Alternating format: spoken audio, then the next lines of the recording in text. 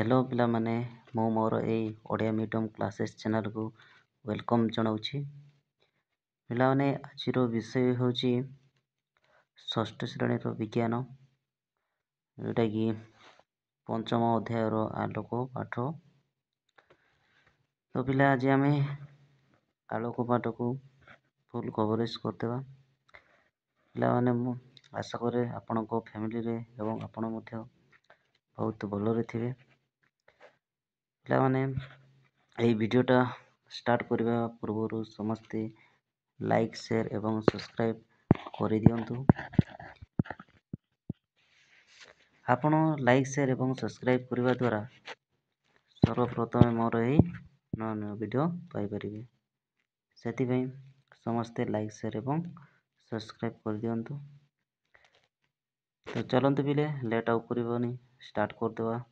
आलोक प्रथम देखा आलोक माने कौन ओके केमती माने आलोक क्यों सरल रेखा गति करे ना बैंड हो जाए से विषय देवा को वस्तु रे पास करते कौटी न ओके से विषय देखा आम प्रथम आलोक विषय देखा। ओके माने आलोक ये पाठ विषय कौन आलोक विषय लिखा देख। तो जो आपले कौन दिखाई देखा तुम्हें दिन बेले रास्त गला बेले तुम चारि पाखरे थिबा केते जिनिस देखिथाओ अनानु आम जिते बड़े दिन बेला जाई थाउ रास्त से समय कौन ना आम रास्त विभिन्न प्रकार कौन पाखरे से प्रकार कौन जिनिस देखी थाउ जमी गाड़ी मोटर साइकेल गोरु गाई छेली मेंढा मनीष वृक्षलता फूल फल इत्यादि। किंतु से रास्त अंधार राति गले एसबू देखिपर कि कौन बुझे भी ना आम जिते बड़े रास्त जाऊ से समय कौन ना आम विभिन्न प्रकार जिनिस देखू होना न कौन कौन से जमती कि गाड़ी मोटर साइकेल गोरु गाई छेली मेंढा मनीष वृक्षलता फूल फल इत्यादि आम देखी था होना न। किंतु आम जदि दिन समय न जाए राति समय गले ये सब देखिपर देखा। नेक्स्ट कौन अच्छी बोले तुम घर भितर तुम्हें टेबुल चेयर बहीपत्र लुगापटा कंसा बासन प्रभृति केते जिनिस देखीच आम देखीचे कौन टेबुल चेयर बहीपत्र लुगापटा कंसा बासन इत्यादि आम देखीचे आम कौटी आम घर भितर रही था हेले राति आलुओ लिपि गले से गुड़ी कौन आम देखिपर कि देखिपारानी कौन न से कौन आम डिब्री है डिब्री जोटा कहे लंटन मोमबत्ती लगेला आम कि बिजुली बत्ती जलाइले बा अन्य कौन उपर आलुओ पकईले गुड़िक आम देखिपर हो ना। तो कौन ना ये लाइन कौन लिखाई देखु आम घर कौन बासन कुसन जहाँ सब अच्छी लुगापटा अच्छी बहीपत्र टेबुल चेयर खाता बही जहाँ भी अच्छी तो से समय केते से आलोक थिला समय देखिपुँ ना न किंतु आलोक लिपि गले कौन से सब कौन देखिपर देखिपारानी देखिपारानी से कौन ना आम से माने कौन डिब्री जोटा ओके लंटन मोमबत्ती सब आम व्यवहार करता से ओके लाइट नथिले ओके। नेक्स्ट कौन दिखाई देखो देख ये देख ये चित्र को देख देखुच ना अंधार घरे जो आलोकित करे ये दुश्ची आलोकित अच्छी बोली यार दुश्ची हाँ ना ना कि दुशु ना ओके। देखा कौन अच्छी देख आलोक विभिन्न अवस्था को देखिबारे साहाय्य करे हाँ ना। तो आलोक आमको कौन कर साहय करे देखापी विभिन्न वस्तु कि पदार्थ को आम देखिपे ना नहीं। तो कौन सी वस्तु पर आलुओ पड़े आम ताको देखिपारू हाँ ना न आम कौन सी वस्तु पर आलुओ पड़गले आम कौन ताको आम देखिपारुचे हो कि नुह। तो ସୂର୍ଯ୍ୟ, ତାରା, ମୋମବତୀ, ଟର୍ଚ୍ଚ, ଇଲେକ୍ଟ୍ରିକ୍। ଓକେ, ଆଉ କ'ଣ ଦିଆଯାଇଛି ଦେଖନ୍ତୁ, ବଲ୍ବ। ଓକେ, ପ୍ରଭୃତି ଉଜ୍ଜଳ ବସ୍ତୁ। ଦେଖ କ'ଣ ଦିଆଯାଇଛି, ଦେଖ କ'ଣ ମାନେ କୌଣସି ବସ୍ତୁ ଉପରେ ପଡ଼ିଲେ, ଧରାଯାଉ ବହି ହଉ, ଚେୟାର, ଟେବୁଲ, ଓକେ, ଏସବୁ ତ ଆମେ କ'ଣ ସୂର୍ଯ୍ୟ କିମ୍ବା ତାରା କିମ୍ବା ମୋମବତୀ କିମ୍ବା ଟର୍ଚ୍ଚ କିମ୍ବା ଇଲେକ୍ଟ୍ରିକ୍ ଏସବୁ ଯଦି ସେଇ ଉପରେ ପଡ଼ିଲେ ଆମେ କ'ଣ ନା ଉଜ୍ଜଳ ହୋଇଥାଏ ସେଇ ଉପରେ ପଡ଼ିଲେ। ସେଥିପାଇଁ କ'ଣ ବଲ୍ବ ଏସବୁ କ'ଣ ସେଇ ଉଜ୍ଜଳ ବସ୍ତୁ ଏଗୁଡ଼ିକ, ତ ଏଗୁଡ଼ିକ ସେଇ ଉପରେ ପଡ଼ିଲେ କ'ଣ ନା ଆମେ ତାହା କ'ଣ ଆଖିରୁ ଆମେ ଦେଖିପାରିଥାଉ। ଓକେ, ଦେଖ ଏଗୁଡ଼ିକ ଆଲୋକର ଉତ୍ସ, କିନ୍ତୁ ଟେବୁଲ, ଚେୟାର, ବହିପତ୍ର, ଖଟ ଇତ୍ୟାଦି କ'ଣ ଉଜ୍ଜଳ ବସ୍ତୁ ବା ଆଲୋକର ଉତ୍ସ ନୁହନ୍ତି। ତ ଆମେ ଯେତେ କହିଲେ ବି କ'ଣ ବଲ୍ବ, ଟର୍ଚ୍ଚ, ଲାଇଟ୍, ତାରା, ଓକେ, ଏସବୁ କ'ଣ ନା ଆମର ଆଲୋକ ବସ୍ତୁ, ଉଜ୍ଜଳ ବସ୍ତୁ ଯେଉଁଟା, ଏମାନେ କ'ଣ ଦେଖାଯାଏ ମାନେ ସେସବୁ ଜଳିଲେ ବା ଜଳିଲେ ମଧ୍ୟ କ'ଣ ଦେଖିପାରିଥାଉ। ଓକେ, କିନ୍ତୁ ଟେବୁଲ, ଚେୟାର, ବହି, ଖାତା ଏସବୁ କ'ଣ ଏସବୁକୁ ଆମେ କ'ଣ ମାନେ କୌଣସି ଲାଇଟ୍ ଦ୍ୱାରା କିମ୍ବା ବଲ୍ବ ବିଜୁଳି ଜଳେଇଲେ କ'ଣ ନା ସେସବୁ ମାନେ ଦୁଷୁଥାନ୍ତି। ସେଥିପାଇଁ ଏଗୁଡ଼ିକର ଆଲୋକ ନିଜସ୍ୱ ନାହାନ୍ତି। ଓକେ, କାହାର ଟେବୁଲ, ଚେୟାର, ବହିପତ୍ର ଏମାନଙ୍କର। ଓକେ, ନେକ୍ସଟ ଦେଖନ୍ତୁ ଏଇଠି ଦେଖ ଷ୍ଟ୍ରିଟ୍ ଲାଇଟ୍ ଦେଖ ଦିଶୁଛି ନା ପ୍ରତିଫଳିତ ଦେଖ ଏଠି ସାଇଡ୍ ଲାଗିଛି, ଖୁଣ୍ଟର ଲାଇଟ୍ ଗୋଟେ ଲାଗିଛି, ଚାଲିବ ନୁହଁ। ନେକ୍ସଟ ଦେଖନ୍ତୁ କ'ଣ ଦିଆହେଇଛି ଏଠି ଦେଖ ରାସ୍ତାରେ ଥିବା ବତୀ କୁଣ୍ଟ ବା ଯେଉଁଟାକି ଷ୍ଟ୍ରିଟ୍ ଲାଇଟ୍ କହୁଛି। ଓକେ, ମଧ୍ୟ ଆଲୋକର ଏକ ଉତ୍ସ ଯାହାକି ରାତିରେ ସଡ଼କ ଦୁର୍ଘଟଣା ରୋକିବାରେ ସାହାଯ୍ୟ କରିଥାଏ।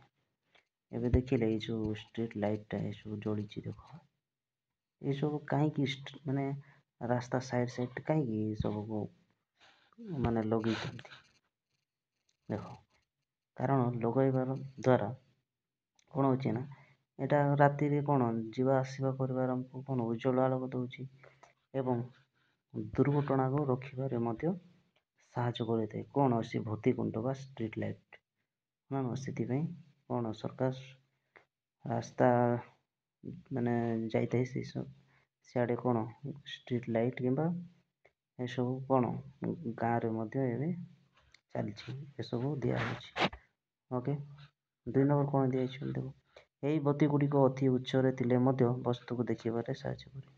ଦେଖ ଏଇ ଯେଉଁ ବତୀ ଗୁଡ଼ିକ ଖୁଣ୍ଟଟା ବହୁତ ଉଚ୍ଚରେ ଥିଲେ ମଧ୍ୟ କ'ଣ ହେଉଛି ନା ସବୁ ଦେଖିବାରେ କ'ଣ ସାହାଯ୍ୟ କରିଥାଏ।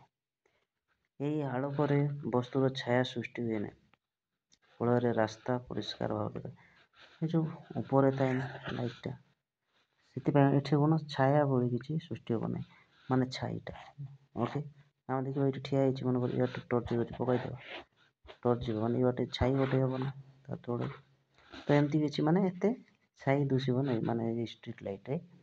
ଓକେ, ଛାୟାଟା ସୃଷ୍ଟି ହୁଏ ନାହିଁ, ଫଳରେ କ'ଣ ରାସ୍ତା ପରିଷ୍କାର ହୋଇଥାଏ ଏବଂ ଗାଡ଼ି ଚାଳକମାନଙ୍କୁ ବହୁତ ହେଲ୍ପଫୁଲ୍ ହୋଇଥାଏ ସେ ଭତିକୁଣ୍ଡ ଦ୍ୱାରା। ଓକେ, ସୋ ଏତିକି ବୁଝିପାରିଲେ ବୋଲେ ନେକ୍ସଟ ଦେଖିବା କ'ଣ ଦିଆଯାଇଛି ଦେଖନ୍ତୁ। ଏବେ ଦେଖିବା କେଉଁଠି କେମିତି କ'ଣ ଲାଇଟ୍ଟା ପାସ୍ କରୁଛି ସେ ବିଷୟରେ ଟିକେ ଦେଖିବା। ଓକେ, ଦେଖ ପ୍ରଥମେ କ'ଣ ଅଛି ଦେଖ, ସ୍ୱଚ୍ଛ, ଅସ୍ୱଚ୍ଛ, ଅଳ୍ପ ସ୍ୱଚ୍ଛ ପଦାର୍ଥ। ସ୍ୱଚ୍ଛ କାହାକୁ କହିବା, ଅଳ୍ପ ସ୍ୱଚ୍ଛ କାହାକୁ କହିବା, ଅଳ୍ପ ସ୍ୱଚ୍ଛ ପଦାର୍ଥ କାହାକୁ କହିବା। ଓକେ, ଦେଖିବା କ'ଣ ଦିଆହେଇଛି ଦେଖନ୍ତୁ ତୁମ ପାଇଁ ଏକ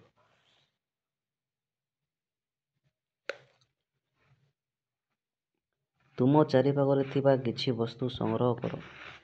ଆଚ୍ଛା, ଆପଣଙ୍କ ଚାରିପାଖରେ ଯାହା ଦେଉଥିବେ ସେ ବସ୍ତୁ କ'ଣ ସଂଗ୍ରହ କରିବେ। କାଗଜ ଯେମିତିକି କ'ଣ କାଗଜ, ବେଗ୍, ବାକ୍ସ, କାଚ ପ୍ଲେଟ୍, ସିଲଟ, ଖପରା, ନୋଟ୍ ବହି, କାର୍ଡ଼ବୋର୍ଡ଼, ରଙ୍ଗୀନ କାଗଜ, ତେଲ ଲଗା କାଗଜ ଇତ୍ୟାଦି ଯାହା ବି ଅଛି ଆପଣଙ୍କ ଚାରିପାଖରେ ସେସବୁ ଆପଣ ସଂଗ୍ରହ କରିବେ। ଓକେ, ପ୍ରତ୍ୟେକ ବସ୍ତୁକୁ ଗୋଟିଏ ପରେ ଗୋଟିଏ ଧରି ତା ମଧ୍ୟ ଦେଇ ଜଳନ୍ତା ମୋମବତୀକୁ ଦେଖ ଏଠି ଦିଆଯାଇଛି। କ'ଣ କରିବା, ଯେତେ ସବୁ ନେଇଛନ୍ତି ତାକୁ କ'ଣ କରିବେ ନା ଗୋଟିଏ ପରେ ଗୋଟେ ଚେକ୍ କରିବେ ଯେ କେଉଁଟି କ'ଣ ଲାଇଟ୍ଟା ପାସ୍ କରିପାରୁଛି। ଓକେ, ଚେକ୍ କରି ଦେଖନ୍ତୁ ଏଠି ହେଉଛି। ଦେଖ ଏକ୍ସପେରିମେଣ୍ଟ କରାହେଉଛି ନା ନୁହଁ। ଦେଖ ଦେଖିବା ପିଲେ ନେକ୍ସଟ କ'ଣ ଦିଆଯାଇଛି। ଫାଷ୍ଟ ଦେଖିବା ଆମେ ସ୍ୱଚ୍ଛ ଓ ଅଳ୍ପ ସ୍ୱଚ୍ଛ ବିଷୟବସ୍ତୁ। ସ୍ୱଚ୍ଛ ଓ ଅଳ୍ପ ସ୍ୱଚ୍ଛ ତାମାନେ ଦେଖିବା କ'ଣ ଦେଖିଲ ଏଠି। କେତେକ ବସ୍ତୁ ଦେଇ ମୋମବତୀ ଦେଖନ୍ତୁ ଏଠି। ପ୍ରଥମେ ଦେଖନ୍ତୁ ପାସ୍ କରୁଛି ନା ଏଠି ଦେଖ ଦିଆଯାଇଛି ନା ନାହିଁ। ଓକେ, ଦେଖ କ'ଣ ଦେଖିଲ, କେତେକ ବସ୍ତୁ ଦେଇ ମୋମବତୀ ଦେଖାଯାଉଛି। ଯେତେ ସବୁ ନେଇଥିଲୁ ଆମେ ଯେତେ କ'ଣ ନେଇଥିଲେ, ଯେମିତି କାଚ ପ୍ଲେଟ୍, ଓକେ, ଖପୁରୀ ନୋଟ୍ ବହି ଯାହା ସବୁ ଆମେ ଚେକ୍ କଲେ ନା ମୋମବତୀ ନେଇକି ଆମେ ଚେକ୍ କରିବେ। ଆପଣ ମଧ୍ୟ ଚେକ୍ କରିବେ, ଦେଖିବେ କେଉଁଟା ଲାଇଟ୍ ପାସ୍ କରୁଛି। ଓକେ, ତାପରେ କେତେକ ବସ୍ତୁ ମୋମବତୀ ଦେଖାଯାଉଛି ନା ବସ୍ତୁ ଦେଇକି ମୋମବତୀ ଦୁଶୁଛି। ଅନେକ କେତେକ ବସ୍ତୁ ମୋମବତୀ ଆଦୌ ଦେଖାଯାଉନି। ଦେଖ ଏଠି ଦୁଶୁଛି, ପ୍ରାୟ ଦେଖାଯାଉନି। ଦେଖ ଦୁଶୁଛି ନା। ଓକେ, ଆଉ ପ୍ରାୟ କେତେ ଅଛନ୍ତି ଦେଖାଯାଉନାହାନ୍ତି। ଆଉ କେତେକ ବସ୍ତୁର ମୋମବତୀ ଝାପ୍ସା ଦୁଶୁଛି। ଆଉ ଦେଖନ୍ତୁ ଆଉ କେତୋଟି କ'ଣ ଝାପ୍ସା ମାନେ କ'ଣ ଟିକେ ଝାପ୍ସା ଦୁଶୁଥାଏ। ଓକେ, ଦେଖ ଏବେ ଦେଖିବା ଏଇଠି। ଦେଖ ଏଇଟା ଆପଣଙ୍କ ପାଇଁ କାମ, ଏଇଟା ଆପଣ ଫୁଲଫିଲ୍ କରିବେ। ଓକେ, ଦେଖନ୍ତୁ ଏଇଠି ଦିଆଯାଇଛି ମୋମବତୀ ଦେଖାଯାଉଛି। ଏଇଠି ଲେଖିବେ ମୋମବତୀ ଝାପ୍ସା ଦୁଶୁଛି ହେଲେ ଏଇଠି ମୋମବତୀ ଆଦୌ ଦିଶୁନି। ଦେଖ ତେଳ କାଗଜ କେମିତି ଦିଶୁଥିବେ। ତେଳ କାଗଜ ଟିକେ ଦେଖନ୍ତୁ, ଟିକେ ଦେଖିବା, ଜଷ୍ଟ ଟିକେ ଦେଖ ଆଗରେ ଏଇଟା ଦେଖିବା, ତାପରେ ୟାକୁ ଯିବା, ଯାହାଫଳରେ ଆପଣମାନେ ବୁଝିପାରିବେ। ଓକେ, ଦେଖ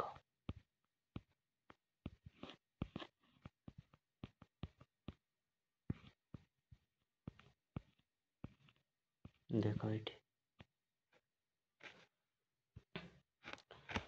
1 ନମ୍ବର କ'ଣ ଦିଆଯାଇଛି ଦେଖନ୍ତୁ। ଯେଉଁ ପଦାର୍ଥ ମଧ୍ୟ ଦେଇ ଆଲୋକ ଗତି କରିପାରେ। ଓକେ, ମାନେ ଏଠି ଗୋଟେ ପଦାର୍ଥ ଅଛି, ଏଠି କ'ଣ ନା ଆଲୋକଟା ଗତି କରିପାରେ, ମାନେ ୟାଠୁ ଏପଟୁ ସେପଟେ ଯାଇପାରିଥାଏ। ତାକୁ ସ୍ୱଚ୍ଛ ପଦାର୍ଥ କୁହାଯାଏ। ଯେମିତି କାଚ, ସେଥିପାଇଁ କ'ଣ ସ୍ୱଚ୍ଛ ପିନ୍ଧୁଛେ ନା ପାଣି ଇତ୍ୟାଦି କ'ଣ ମାନେ ଗୋଟେ ଦେଖନ୍ତୁ ଆମେ ସ୍ୱଚ୍ଛ କ'ଣ ପିନ୍ଧୁଛେ କ'ଣ ୟାଠୁ ଦେଖିଲେ ସେପଟେ ଦୁଶୁଛି ନା ପାସ୍ ହେଉଛି। ଆମେ ଦେଖିପାରୁଛେ, କାଛ ମଧ୍ୟ ଦେଖିପାରିବା, ପାଣିରେ ମଧ୍ୟ ଦେଖିପାରୁଛେ ନାହିଁ। ଏମିତି ଯେଉଁ ଆଲୋକଟା କ'ଣ ଗତି କରିପାରେ ଯେଉଁ ପଦାର୍ଥକୁ, ତାକୁ କୁହାଯାଏ କ'ଣ ସ୍ୱଚ୍ଛ ପଦାର୍ଥ, ମାନେ ପୁରା କ୍ଲିନ୍ କ'ଣ ପାସ୍ କରିଥାଏ ସେଠି ଲାଇଟ୍ଟା। ଓକେ, 2 ନମ୍ବର କ'ଣ ଯାଇଛି, ଯେଉଁ ପଦାର୍ଥ ମଧ୍ୟ ଦେଇ ଆଲୋକ ଆଦୌ ଗତି କରିପାରେ ନାହିଁ, ଯେଉଁଠିକି ଟୋଟାଲି ଗତି ଅସ୍ୱଚ୍ଛ ପଦାର୍ଥ, ଯେମିତି ଖପରା, କାଗଜ, କାର୍ଡ଼ବୋର୍ଡ଼। ଦେଖନ୍ତୁ ଏଠି କାର୍ଡ଼ବୋର୍ଡ଼ ନେଇକରି କରାହେଇଛି ନା, ଦେଖ ଦୁଶୁଛି କି କାର୍ଡ଼ବୋର୍ଡ଼ଟା ନେଇଛି, ଦୁଶୁନି ଟୋଟାଲି। ଓକେ, ଦେଖ ଏଇଠି ତ କ'ଣ ଯେଉଁ ପଦାର୍ଥ ମଧ୍ୟ ଟୋଟାଲି ଲାଇଟ୍ଟା ପାସ୍ କରେ, ମାନେ ୟାଠୁ ସିଆଡ଼େ ଯାଇପାରେ ନାହିଁ ଟୋଟାଲି, ତାକୁ ଅସ୍ୱଚ୍ଛ ପଦାର୍ଥ ବୋଲି କୁହାଯାଏ। ଓକେ, ଜାଣିଲେ ଆମେ ଉଦାହରଣ କାର୍ଡ଼ବୋର୍ଡ଼, କାଗଜ, ଖପରା ଏସବୁ। ଏବେ ଦେଖିବା ଅଳ୍ପ ସ୍ୱଚ୍ଛ ମାନେ କ'ଣ ଟିକେ ଦୁଶୁଥିବ, ଟିକେ ନାହିଁ, ଆଉ ମାନେ ଝାପ୍ସା ଯେଉଁଟା କହୁଛି। ଯେଉଁ ପଦାର୍ଥ ମଧ୍ୟ ଦେଇ ଆଲୋକ ଅଳ୍ପ ଆସେ ତାହା ଅଳ୍ପ ସ୍ୱଚ୍ଛ ପଦାର୍ଥ ବୋଲି କୁହାଯାଏ। ଯେମିତି ପତଳା ପ୍ଲାଷ୍ଟିକ, ତେଲ ଲଗା କାଗଜ, ରଙ୍ଗୀନ କାଗଜ ଏସବୁ କ'ଣ ନା ଅଳ୍ପ ଅଳ୍ପ ଦିଶୁଛି, ମାନେ ଦେଖିବେ ଏମିତି ଧରିକି ଦେଖିବେ ସିଆଡ଼େ ଟିକେ ଟିକେ ଅଳ୍ପ ଅଳ୍ପ ଦୁଶୁଥାଏ। ଓକେ, ତ ଏତିକିରେ ଆମେ ଦେଖିବା। ଓକେ, ଦେଖ ଏବେ ଦେଖିବା ଏଠି ଦେଖ ତେଲୁଗୁ କାଗଜ କେମିତି ମୋମବତୀଟା ଝାପ୍ସା ଦୁଶୁଛି, ହଁ ନା ନୁହଁ? ମୋମବତୀ ଝାପ୍ସା ଦୁଶୁଛି, ସେମିତି ଆଦৌ ଦିଶୁ ନାହିଁ କି? ନାହିଁ, ଏଇଟା ତ ହବ ନାହିଁ। କାଗଜ କେମିତି ଦୁଶୁଛି?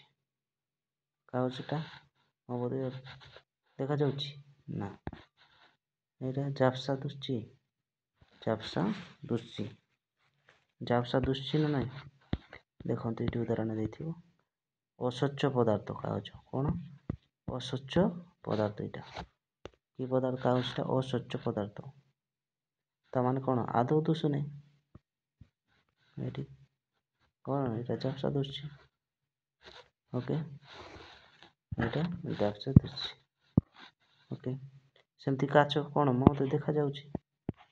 ଖପରା, ଖପରା କ'ଣ ଝାପ୍ସା ନା? ଟୋଟାଲ୍ ଦୁଶୁନଥିବ, ଝାପ୍ସା। ପତଲା ପ୍ଲାଷ୍ଟିକ୍ ଝାପ୍ସା ଦୁଶୁଥିବ, କ'ଣ ନୁହଁ?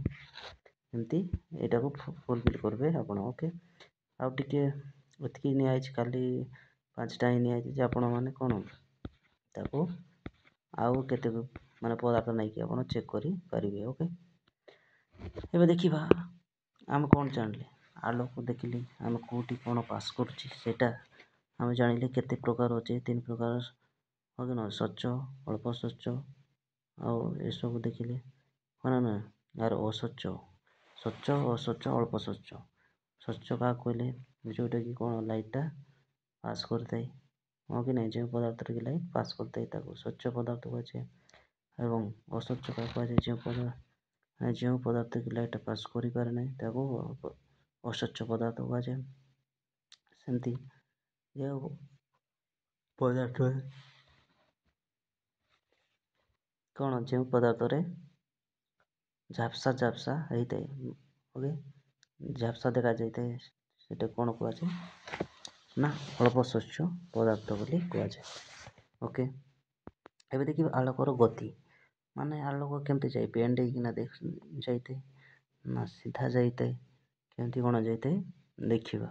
ଓକେ, ଦେଖ ତୁମ ଘରର କବାଟ, ଝରକା ସବୁ ବନ୍ଦ କରି ଗୋଟିଏ ସୂକ୍ଷ୍ମ ରନ୍ଧ୍ର ବାଟେ ଆସୁଥିବା ଆଲୋକର ଗତିପଥକୁ ଲକ୍ଷ୍ୟ କର। ଆଚ୍ଛା, ଦେଖ କ'ଣ ନା ତୁମ ଘରର ଯେମିତି କବାଟ, ଝରକା ସବୁ ବନ୍ଦ କରିକି କ'ଣ କରିବେ ଦେଖିବେ। ମନେକର ଏମିତି ଅଛି, ବନ୍ଦ କରିଦେବେ, ହଁ।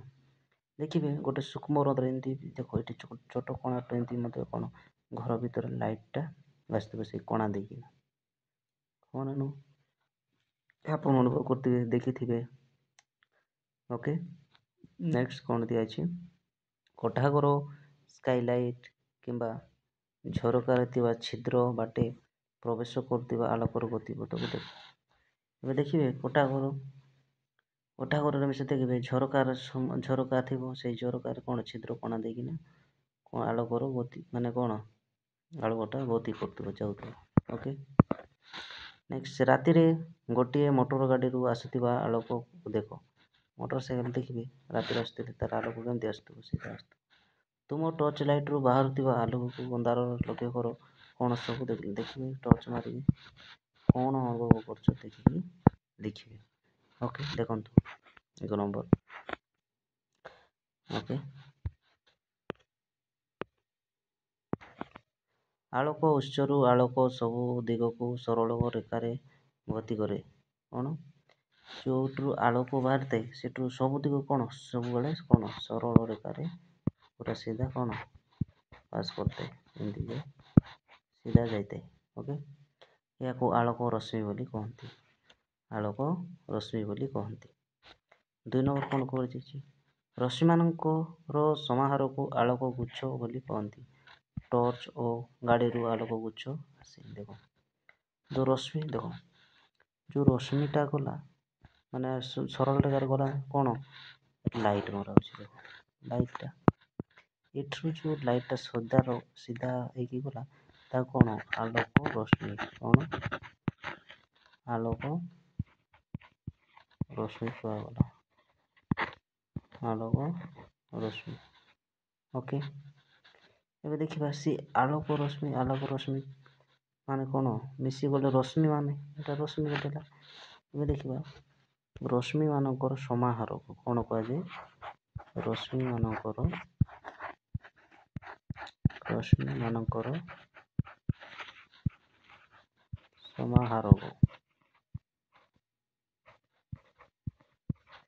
ସମାହାରକୁ କ'ଣ କୁହାଯାଏ ନା ଆଲୋକ ଗୁଚ୍ଛ। ଆଲୋକ ଗୁଚ୍ଛ କୁହାଯାଏ। ଓକେ,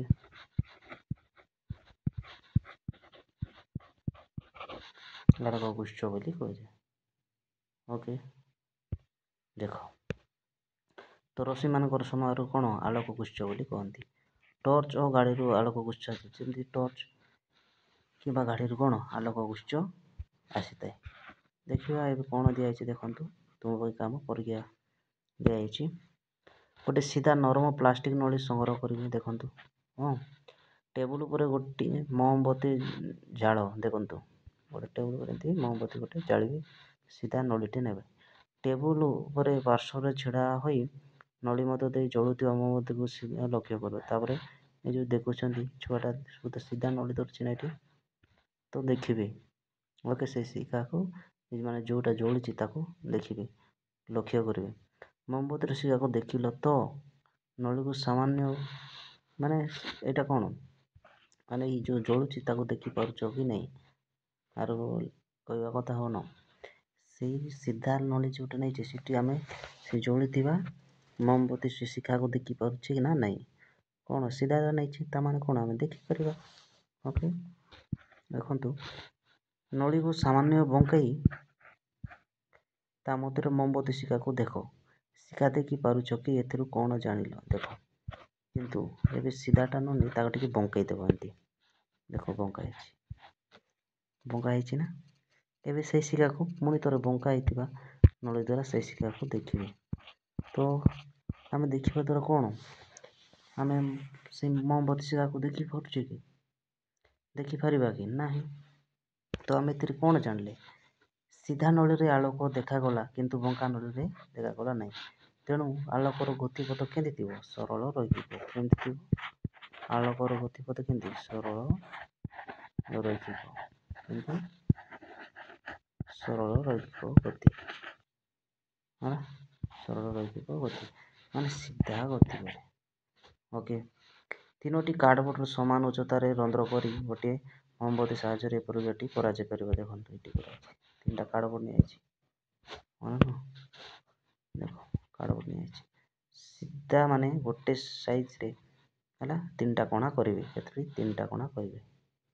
ଓକେ, ଆଉ ଦେଖିବେ ଏମିତି ଦେଖ, ଏଠି ଦିଆଯାଇଛି ଛାୟା।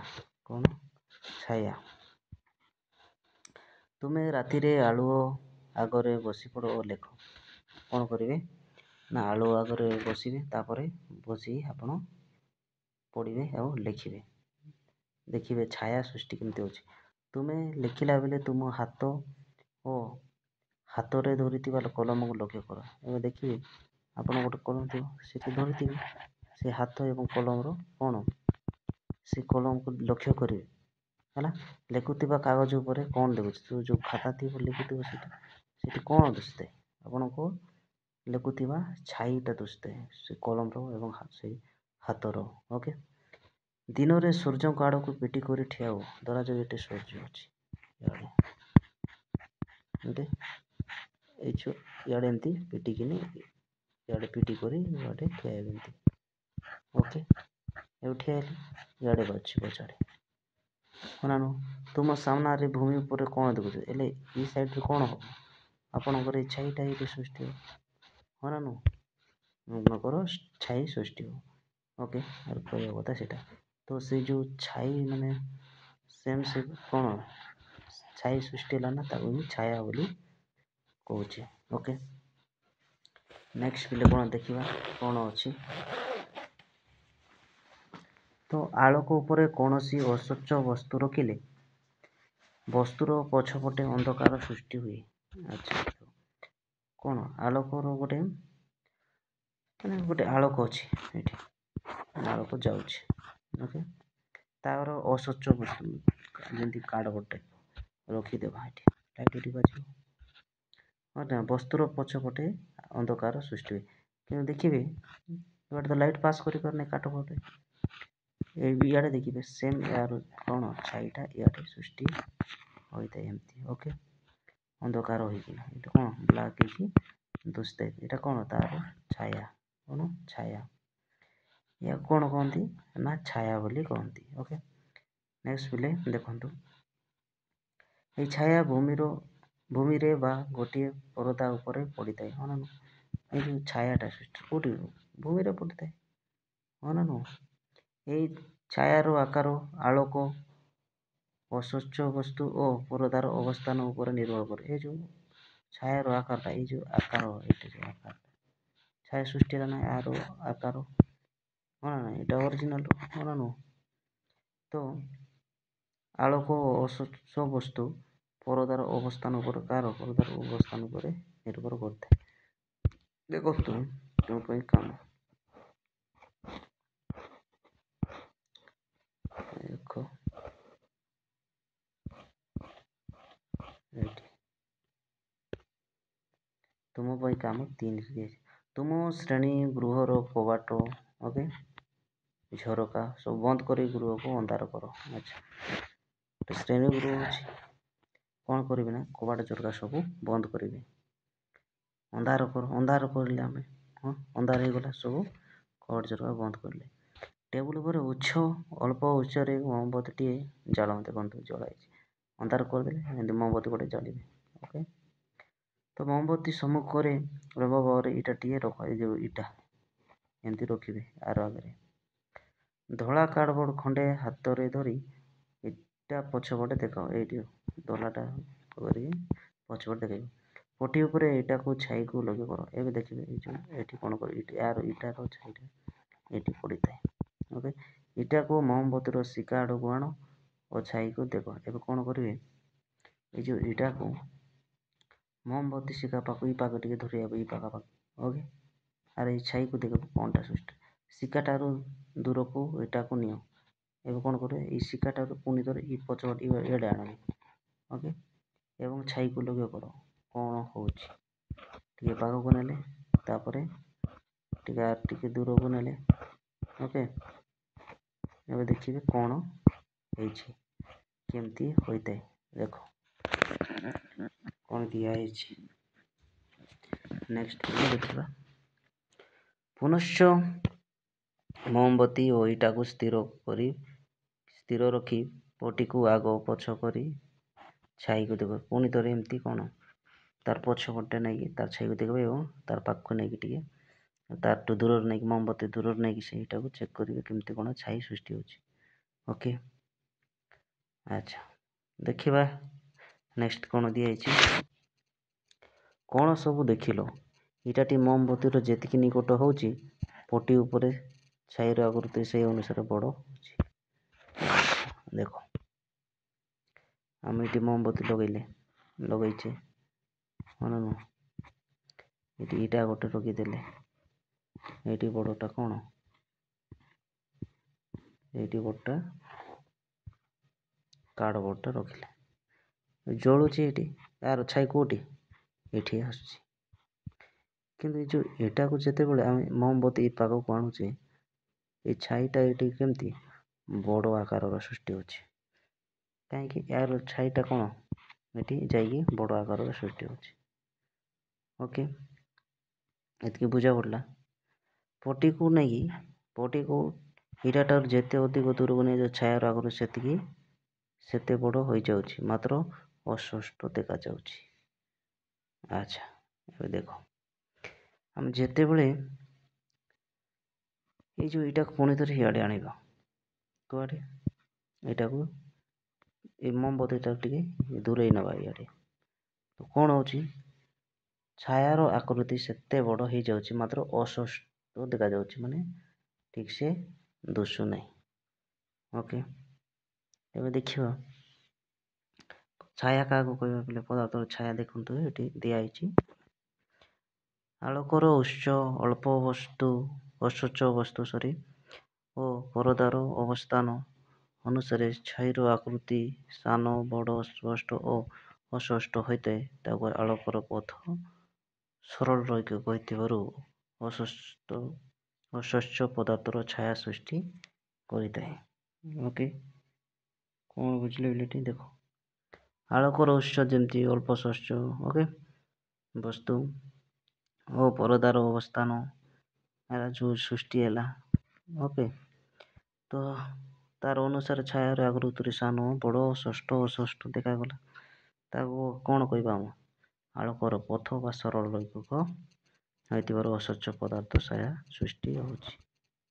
ଓକେ, ଦେଖନ୍ତୁ କେମିତି କ'ଣ ୟାକୁ କ'ଣ କହିବା, ପ୍ରତିଫଳନ ପୃଷ୍ଠ। କ'ଣ ପ୍ରତିଫଳନ ପୃଷ୍ଠ? ଦେଖ, ତୁମ ମୁହଁ ସମ୍ମୁଖରେ ଦର୍ପଣଟି ଧର, ଦେଖ ଦୁଶୁଛି ନା ଏଠି କ'ଣ ଦେଖୁଛ? ତୁମର ମୁହଁର ପ୍ରତିବିମ୍ବ ଦର୍ପଣ ଭିତରେ ଦେଖାଯାଉଛି ସେମ୍ ଛୁଆବେଳେ, ହଁ ନା ନା, ଏ ଛୁଆବେଳେ ଦୁଶୁଛି ନା। ଦର୍ପଣ ଆଗରେ ଯେକୌଣସି ବସ୍ତୁ ରଖିଲେ ତାହାର ପ୍ରତିବିମ୍ବ ଦର୍ପଣରେ ଦେଖା, ଯେମିତି ଯେତେ କୌଣସି ଯେକୌଣସି ବସ୍ତୁ ରଖିଦେବା ତ ଆମର ମିରରରେ ବା ଦର୍ପଣରେ ତାହା ଦୁଶୁଥାଏ। ଓକେ, ପୋଖରୀ କୂଳରେ ଥିବା ଗଛ ଘରର ପ୍ରତିବିମ୍ବ ପାଣିରେ ଦେଖାଅ। ଆଚ୍ଛା, ଦେଖନ୍ତୁ ପୋଖରୀରେ ଯେଉଁ କୂଳରେ ଯେଉଁ ଥିବା ଗଛ କିମ୍ବା ଘର ପ୍ରତିବିମ୍ବ କ'ଣ ପାଣିରେ ଦେଖାଇବେ। ଓକେ, ତ ନେକ୍ସଟ ଯିବା,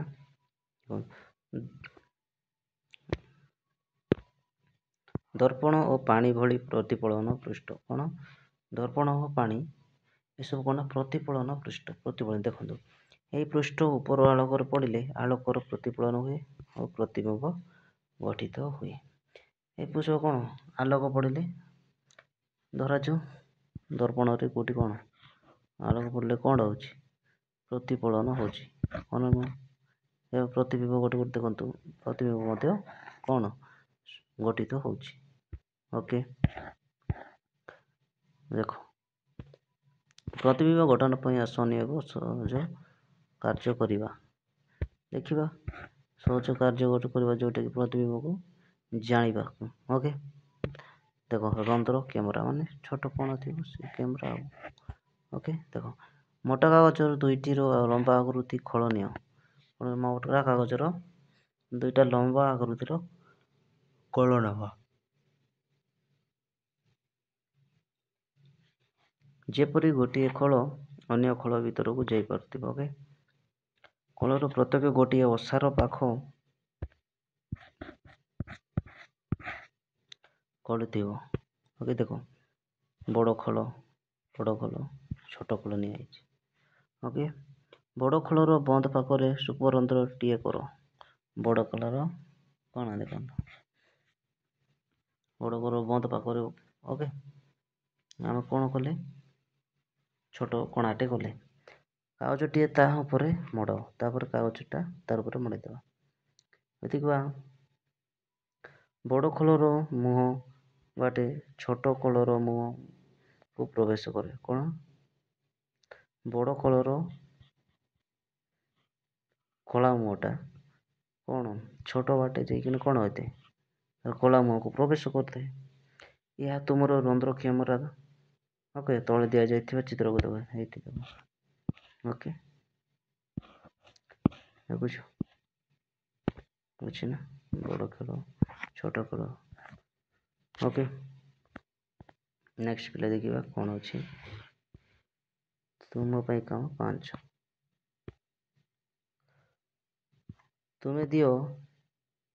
ତୁମେ ତିଆରି କରିଥିବା କ୍ୟାମେରା ରନ୍ଧ୍ରକୁ ଗୋଟିଏ ଆଖି ପାଖରେ ଧର।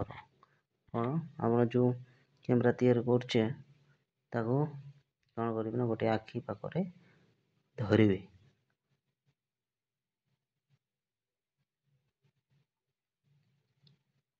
ଗୋଟିଏ କଳା କନା ଦ୍ୱାରା ତୁମ ମୁହଁ ଓ କ୍ୟାମେରାକୁ ଘୋଡ଼ାଅ। ଏବେ କ'ଣ କରିବେ ନା ଗୋଟେ କ'ଣ କ୍ୟାମେରାକୁ ରନ୍ଧ୍ରକୁ ଗୋଟିଏ ଆଖି ଦ୍ୱାରା ଦେଖିଲେ ମାନେ ଦେଖିବା ପାଇଁ କୁହାଯାଇଛି।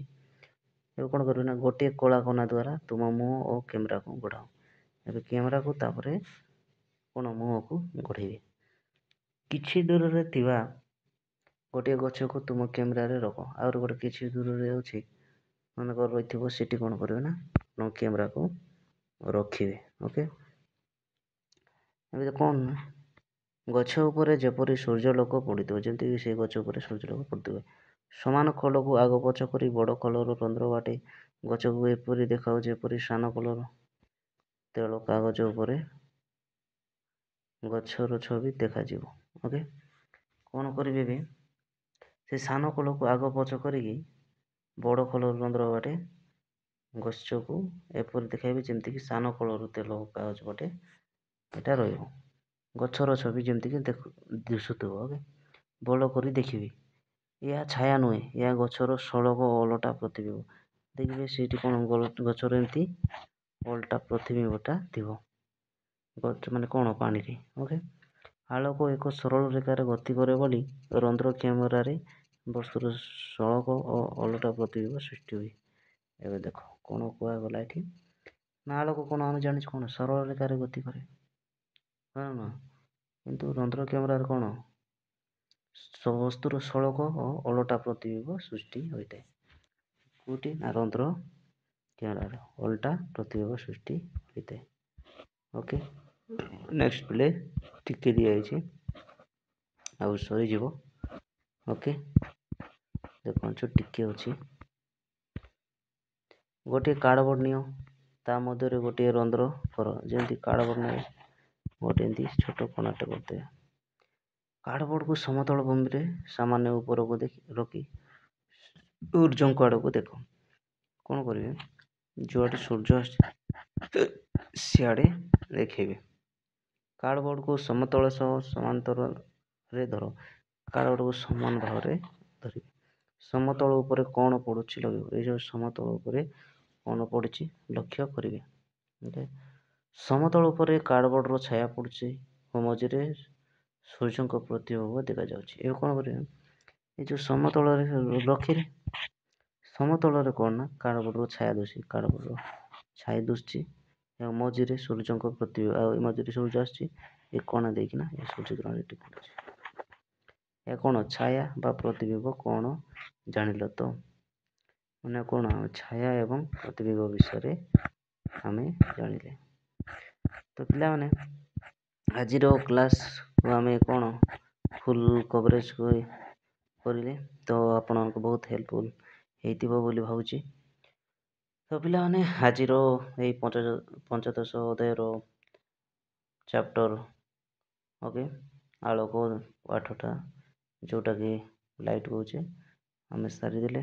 ତ ପିଲାମାନେ ଏଇ ଭିଡ଼ିଓଟା ଭଲ ଲାଗିଲେ ସମସ୍ତଙ୍କୁ ଲାଇକ୍ ସେୟାର ଏବଂ ସବସ୍କ୍ରାଇବ୍ କରିଦିଅନ୍ତୁ। ଓକେ, ଏବଂ କମେଣ୍ଟ ମଧ୍ୟ କରନ୍ତୁ। ଓକେ, ଆପଣ କମେଣ୍ଟ କରିବା ଦ୍ୱାରା ଆମକୁ କ'ଣ ବହୁତ ଭଲ ଲାଗିଥାଏ। ତ ଚାଲନ୍ତୁ ପିଲେ ଆମେ ଏଇ ଭିଡ଼ିଓକୁ ଆମେ ଏଠି ଏଣ୍ଡ କରିଦେବା। ତ ଜୟ ଜଗନ୍ନାଥ ପିଲାମାନେ, ଜୟ ଜଗନ୍ନାଥରେ ଜୟ ଜଗନ୍ନାଥ।